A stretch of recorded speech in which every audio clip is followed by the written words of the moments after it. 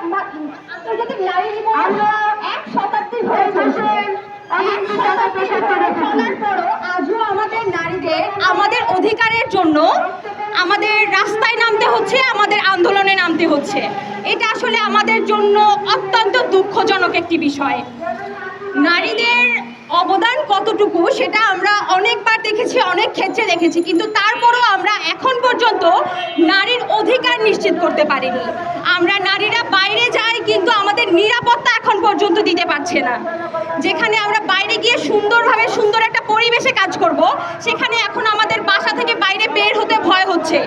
আমরা যদি আমাদের সোশ্যাল মিডিয়াতে দেখি, আমরা সোশ্যাল মিডিয়াতে ঢুকলেই দেখতে পাই প্রতি সেকেন্ডে একটা করে ধর্ষণ হচ্ছে, কিন্তু আমরা সেই ধর্ষণের কোনো বিচার দেখছি না, সেটার বিরুদ্ধে কোনো সরকারের কোনো পদক্ষেপ দেখছি না। আমরা বৈষম্য বিরোধী একটা সরকার গঠন করেছি। আমরা চেয়েছিলাম যেখানে কোনো বৈষম্য থাকবে না, নারী পুরুষ সবাই সমানভাবে আমরা রাস্তায় বের হবো, কাজ করব, দেশকে এগিয়ে নিয়ে যাব। কিন্তু এরকম একটা জায়গায় দাঁড়িয়ে আমরা নারীদেরকে এত পরিমাণ বৈষম্য লাঞ্ছনার শিকার হতে দেখছি যে এটা আমরা কোনোভাবেই মেনে নিতে পারি না। আজকের দিনে দাঁড়িয়ে আমরা অন্যান্য সামাজিক অধিকারগুলো চাইবো, কিন্তু সেখানে দাঁড়িয়ে আমাকে একজন নারী হিসেবে নারীর নিরাপত্তার অধিকার চাইতে হচ্ছে। এর থেকে লজ্জাজনক আর কিচ্ছু হতে পারে না। একজন নারীকে কাজ করতে হলে তার অবশ্যই তার সিকিউরিটি দেশের সরকারকে নিতে হবে, তার নিরাপত্তা দিতে হবে, এবং কর্মক্ষেত্রে কাজ করার সময় তাকে বিভিন্নভাবে লাঞ্ছনার শিকার হতে হয়, বিভিন্নভাবে হ্যারাসমেন্টের শিকার হতে হয়।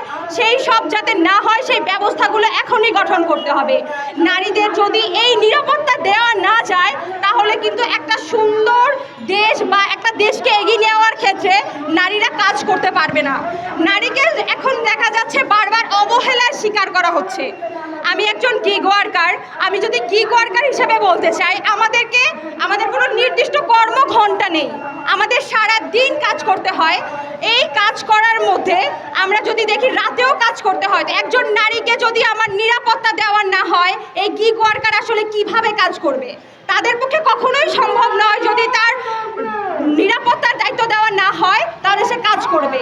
গিগ ওয়ার্কারদের মাতৃত্বকালীন ছুটি দেওয়া হয় না, গার্মেন্টস শ্রমিকদের মাতৃত্বকালীন ছুটি এখন পর্যন্ত দেওয়া হয় না।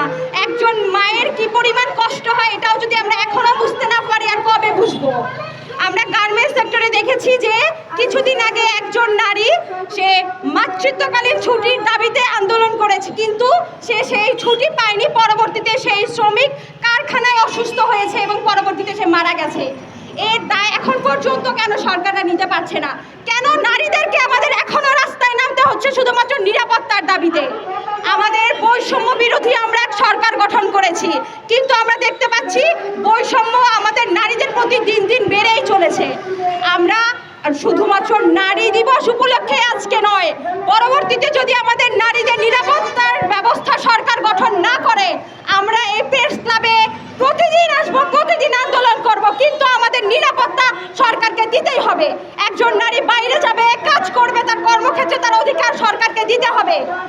এই নারী দিবস উপলক্ষে যত ধরনের ধর্ষণ হচ্ছে, যত ধরনের নিপীড়িত হচ্ছে এবং নির্যাতিত হচ্ছে নারীরা, সেসব নারীদের পক্ষ থেকে বলছি যে আমাদেরকে এই নিরাপত্তার দায়িত্ব সরকারকে দিতেই হবে। যদি সরকার না পারে, সেজন্য সরকার দায় স্বীকার করে যদি সরকার নেমে যায়, কিন্তু আমাদের নারীদের অবশ্যই এই যে আমাদের যে নিরাপত্তা, সেটার বিধান করতে হবে।